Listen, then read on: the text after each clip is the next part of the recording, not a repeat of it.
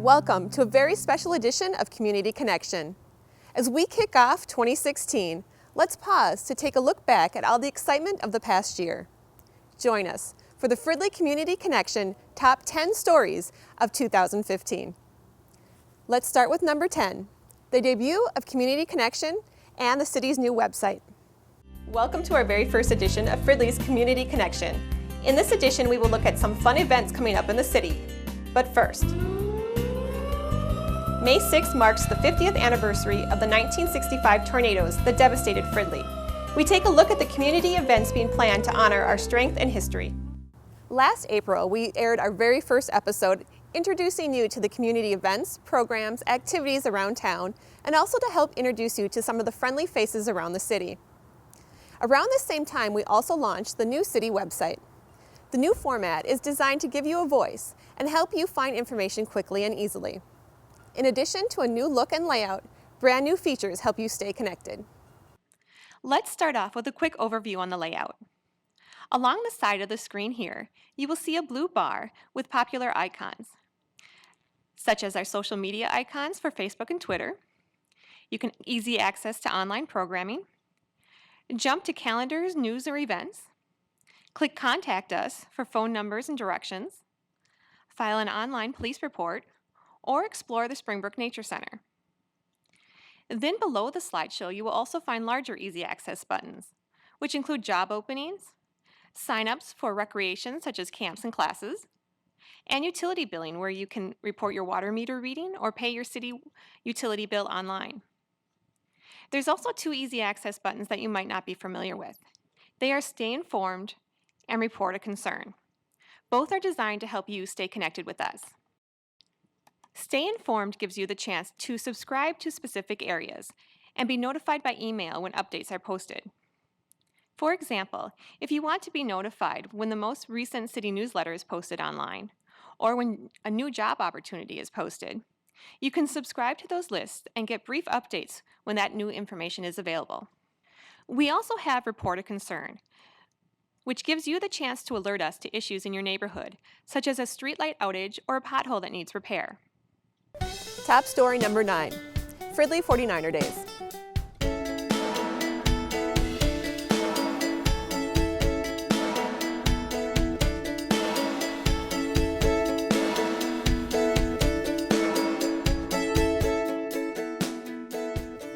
Fridley 49er Days 2015 was a whole new venue, held at Commons Park last June.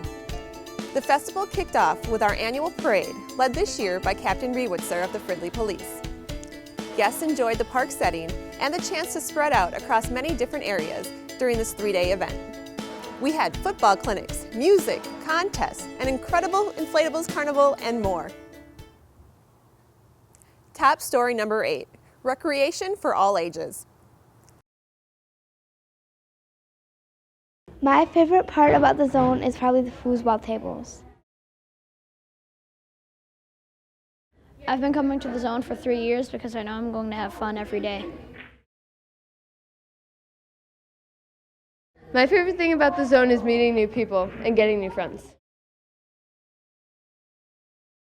My favorite part about the zone are probably the staff and the field trips. I come to the zone because I like seeing my friends and playing all the fun games here. Attendance at the Fridley Zone increased by over 1,000 in 2015, and our Summer Rocks program included almost 1,700 enrollments. And it's not only the kids getting in on the fun. We had 134 adult sports teams participate in softball, football, basketball, volleyball, and broomball leagues, plus the launch of new adult fitness classes and a variety of brand new and all-time favorite senior activities, from education and wellness to games, hobbies, and outings. The Senior Center even held 2 Green Book Fairs in 2015, resulting in the recycling and reusing of over 2,000 books. Top story number 7, new Fridley development. 2015 was an excellent year for development in the city of Fridley. I think just about anywhere you look, you can see that there are permits on buildings and there's activity abound. Interlude on the Unity campus opened this year. The first building of the Cielo Apartments on University Avenue is nearing completion. Fridley Market welcomed Tapanaki Grill, and work is underway for a new retail complex in this area that will include Caribou Coffee, Great Clips, and Panchero Mexican restaurant. Plus, the southwest corner of Fridley Market will be home to a new hotel in the near future. Also, Central Avenue and 53rd gets a new building, home to Starbucks and AT&T. And finally, the Northern Stacks BAE site is coming along far ahead of schedule while still maintaining a piece of history. You know, if you've been watching, that this is one of the most exciting industrial developments, not only in Fridley, but in the Twin Cities right now. It is 122 acres of cleanup of a Superfund site and 1.7 million square feet of future industrial users will be on this site. Over my shoulder you see two stacks from the earlier development. Those stacks aren't coming down in the demolition. Those will stay and really have been the namesake for this development. On one of the stacks you see 5 stars and a large E. That is the prestigious battle award that is given to this site. Typically, this is given to warships during war times for incredible feats of that ship and the crew that's on it. Because of the wartime victories that happened right on this site was given this prestigious set of awards over the life of the development here. Inside the walls of that industrial complex, there were mounts made for gunships and so forth, pieces that were so important to those gunships that they were awarded these awards. That history can't be lost. Paul Hyde knew that, and he not only plans to keep the stacks and those prestigious awards evident, but in the building below, he hopes to do something to honor the history of this site. Tab story number 6, Fridley Fire. Continuing our commitment to safety, the Fridley Fire Department welcomed Rick Current as full-time fire marshal to help educate residents and businesses in fire safety measures. I oversee the Fridley Fire Department's Commercial Fire Inspection Program, the Public Safety Fire Education Programs, assist in investigating the cause and origin of any fires in the city, and also I will respond to emergency calls as needed. For business owners, hopefully you will see myself or one of my inspectors when we come out through your business and do a fire safety inspection. During these inspections, we will point out any fire code violations that need correcting to ensure the safe operation of your business. Our goal is to be in every business once every 2 years. During these visits, we will educate business owners on the fire code. If you'd like, you can visit the Fridley website under the Fire Department tab under Fire Code section, and you will see the common fire code violations that we find. For the general public, you will see myself and other firefighters at the station or in the city throughout the year at several events that we have. During these events, we get to interact with the public and teach valuable safety lessons to all ages. You can also visit the website under the Fire Department tab, under the Fire Safety section, and find valuable safety tips. My goal is to continue to put new fire safety tips as they come available. One of those fire safety events was our annual fire open house last fall. Guests enjoyed demonstrations, exhibits, simulations, and a chance to talk to firefighters.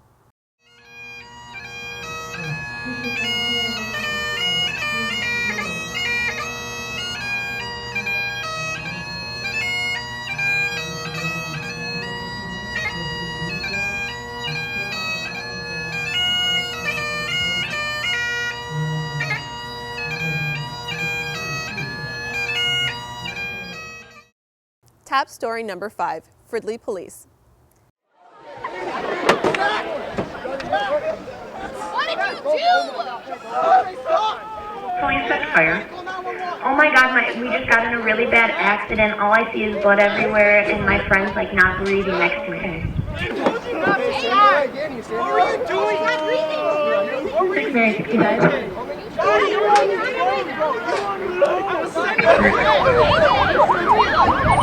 to the end of the street of the accident. Multiple injuries were starting ambulance.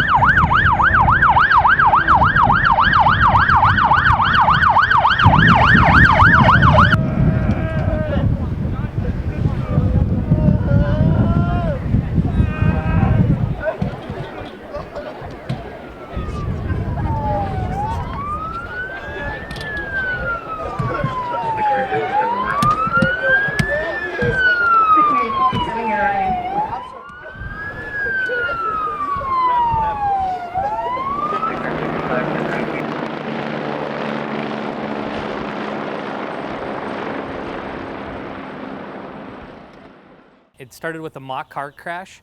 We worked with 10 kids that we recruited from the high school and worked with pretty much every month and had a meeting about what the plan was. The kids came up with the crash idea, and then moving forward, what ended up happening is after we developed the crash plan, we actually put it all together with the assistance of Lifelink 3, Fridley Fire Department, Alina Ambulance, Miller Funeral Home.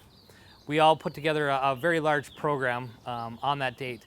It started out with one kid who was messing around with some of the auxiliary cord, the distracted driving piece, missed a stop sign and dynamited the brakes in the middle of an intersection. The second vehicle, which was operated by an intoxicated driver, rear-ended the first vehicle, causing one fatality, one person that was critically injured that was actually life-linked out of by a helicopter away from the scene, and two other kids that were transported from the scene in the Alina ambulance.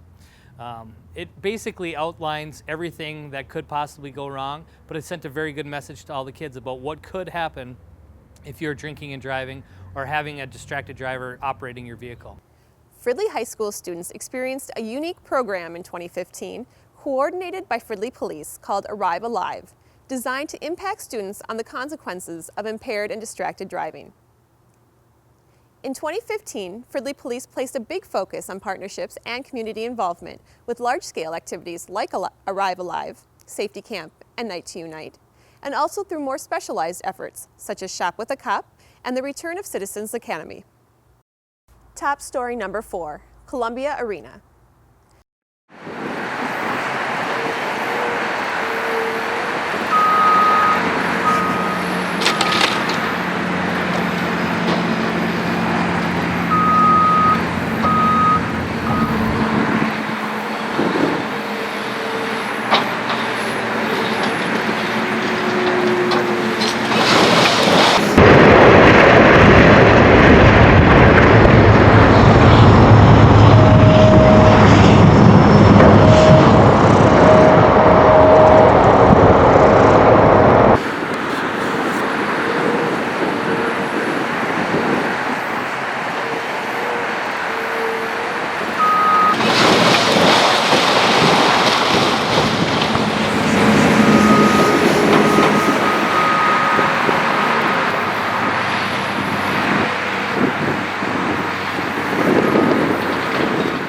Nearly 800 hours of citizen input went into suggestions for the redevelopment of the former Columbia Arena site.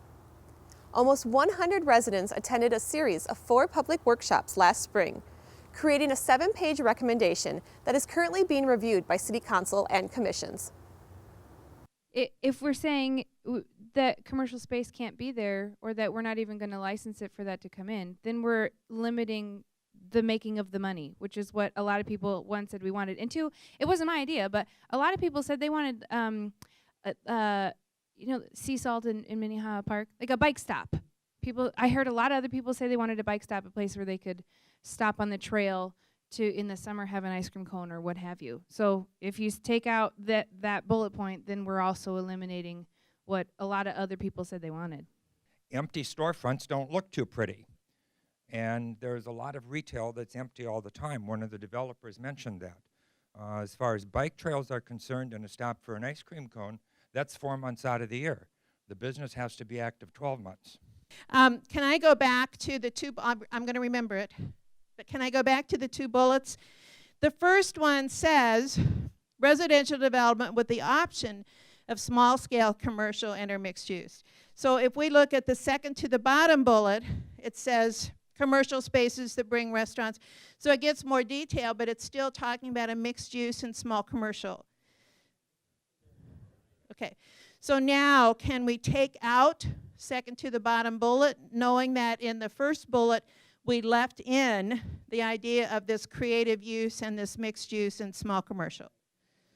Anybody opposed? Okay, good. That level of involvement has been an invaluable resource to city leaders as they consider next steps. Demolition of the unsafe building took place in September, and a decision on what's next is expected early this year. Top story number 3, the 50th anniversary of the 1965 tornadoes. Time stood still on the evening of May 6, 1965.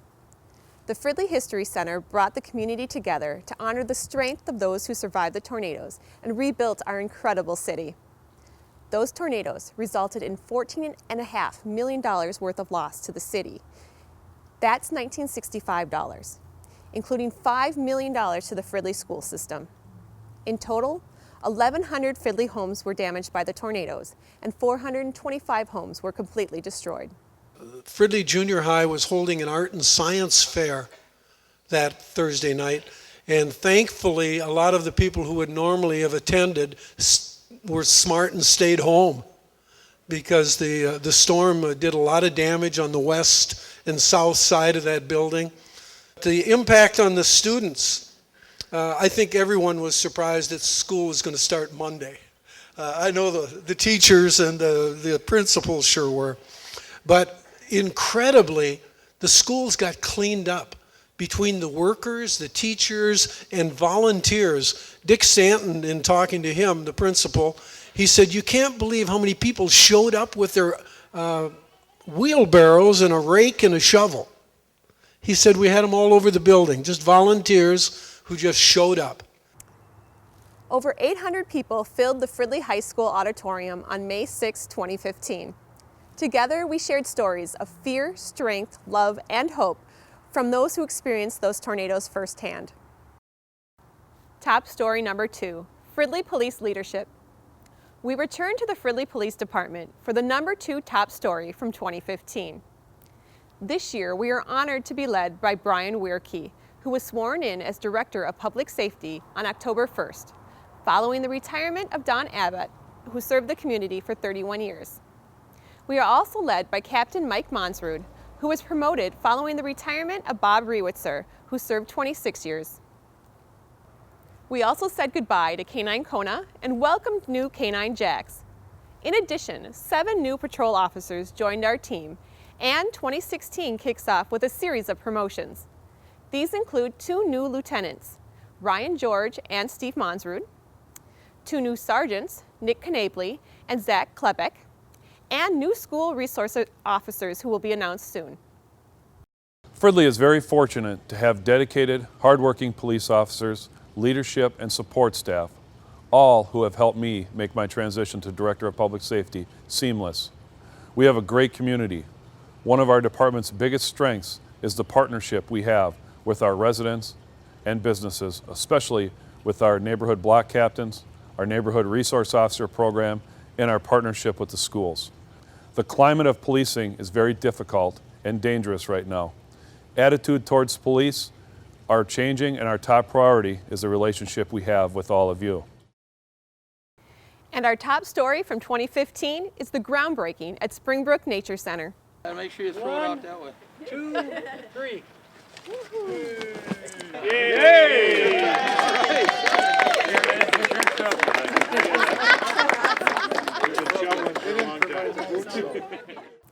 Later this year, we look forward to opening the doors on a newly expanded 13,000 square foot interpretive center at Springbrook with new programs, exhibits, classroom and meeting spaces, and more.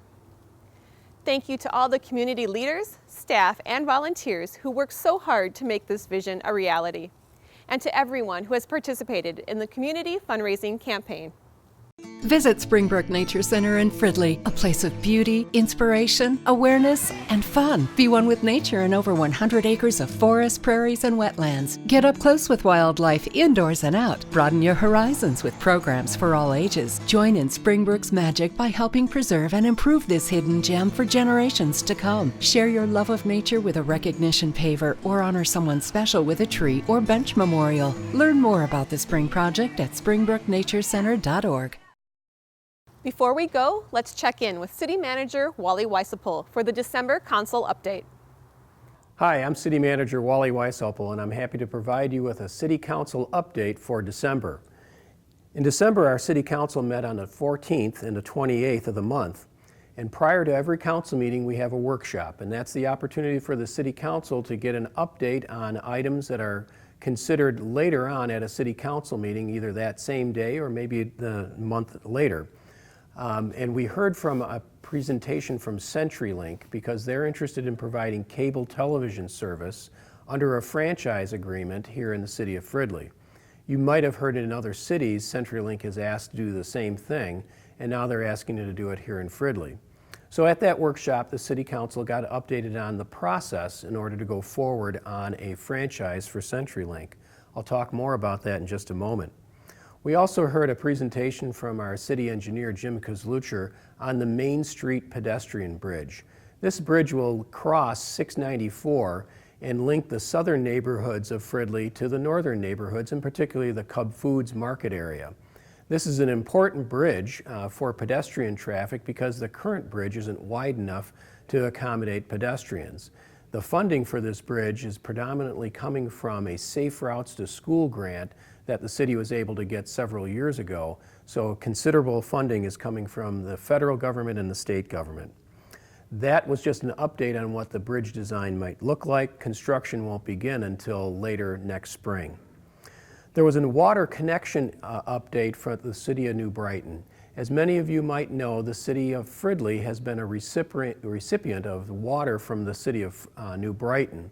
And since last year, that water connection had to be cut off because of some contamination issues that the city of New Brighton was facing. We just received an update from the city engineer that says the progress is being made very quickly with the city of New Brighton to get their water quality back up to standards, and we'll be able to reconnect that water perhaps in about 4 years, because that's how long it'll take to build the treatment plant that'll be necessary for the city of New Brighton. Here in the city of Fridley, we continue to have safe potable water provided out of our aquifers. It's just that the city of New Brighton's water helps us offset any additional pumping that might need to be made here. We also had an open house on the 28th with regard to the Columbia Arena site, which includes a multi-use development, including a proposed city hall and city public works garage. We had about 35 people attend that open house, and they heard information about the land use, about the land conditions, and the costs for the proposed city hall and public works garage. The City Council will be meeting again in January to discuss further details about that overall redevelopment and specifically the city hall and public works garage. We had several public hearings in the month of December for our City Council. The first was a request to hold a public hearing in January for a proposed charter amendment to the way that the city operates in its form of purchasing and the powers and duties of city manager and some of the other positions. Nothing dramatic is taking place here in change. It's mostly grammatical changes that are taking place, and the City Council will hold that public hearing in January. We also heard a public hearing on a prohibition for cell phone towers. Now, cell phone towers, you might realize, are usually very tall structures that many of the cell phone carriers have little antennas on. The technology is changing, and some of these cell phone towers don't need to be so large. They can go on utility poles that may be right in front of your home. So the City Council, acting on a recommendation from the city staff, enacted a moratorium on additional cell phone towers being constructed in the city of Fridley until additional study can be done to find out what impacts these smaller cell phone towers might have, and how the city might effectively regulate them while still allowing the cell phone providers to have good access within the neighborhoods. So that moratorium will be in place for a while until the city staff can do a study and make recommendations to the Planning Commission and then ultimately to the City Council. The City Council also held a public hearing again regarding the CenturyLink request for a franchise. And now we're in that process whereby CenturyLink will submit a request to the City Council and the negotiations will take place. And at some time within the next few months, hopefully we'll have a resolution adopting a new franchise which would include CenturyLink. This means that the City of Fridley would have the potential of 2 providers of cable television, and it's hopeful that that competition will be effective on rates and service. More to come on that in future months. We also heard a public hearing on a change to the building code. Now, the building code is something that's enacted by the legislature and then must be applied by the cities throughout the state. In other words, the legislature at the state decides what the regulations are, and then the cities have to adopt that regulation and then enforce that regulation. So this change would mean that we would have a perpetual agreement, meaning that instead of coming back every so often when the legislature amends the building code and then requiring the city to hold a public hearing and then subsequent changes, those changes will take place automatically and we don't have to hold public hearings. We will announce them to the public in formats like this and in our newsletter to let the public know of any changes that happen in the building code. Most of the time that only affects new construction or remodeling. But this will make things more efficient for the city, save money on posting public hearings and such on something that we can't change in the first place. In our regular business, we passed an increase in rates for our solid waste recycling program. This is the curbside recycling program provided to single-family homes in town. And that increase will be 1.4%, which is the same as the limitation for our city budget. That increase will help pay for the cost of curbside recycling for our residents. We also approved increases in rates to our water, sewer, and storm sewer program. Now, the water rates are going to be going up considerably, a little over 9%. The reason for that is that our consumption is going down, which means we make less money on the water that we sell, and the cost of providing that service is going up as well. The storm sewer and the water rates, stormwater rates are going up as well, but not as dramatic. Our budget and levy was the last thing that the City Council adopted. Now, the budget has a charter limitation that limits the amount of our tax levy to go up from one year to the next by the rate of inflation. We can't exceed that. And this past year, it was 1.4%. The 1.4% increase, however, does not contain any bond costs that we have to pay for projects that were built in years past. So we issue bonds, and that's debt service. So what the city will be doing to save some money in the next 2 years is to pay off that debt we have on 2 different bond issues this next year. And therefore, our levy will increase not only by the 1.4% that's for operations, but an additional couple of percent to pay off early those bonds that we had issued many years ago. The net savings to the city will be under $100,000 over a 2-year period of time. So that's the activities at our City Council meetings. We ask you to join us next time in January. Our next meeting is January 4th. And if not, look for us on the update. Thanks for watching. Thank you for joining us as we looked back at 2015 and for being part of the Fridley community. Together, we can make 2016 just as successful. From all of us at the City of Fridley, Happy New Year. I'm Raquel Strand. Thank you for watching Community Connection.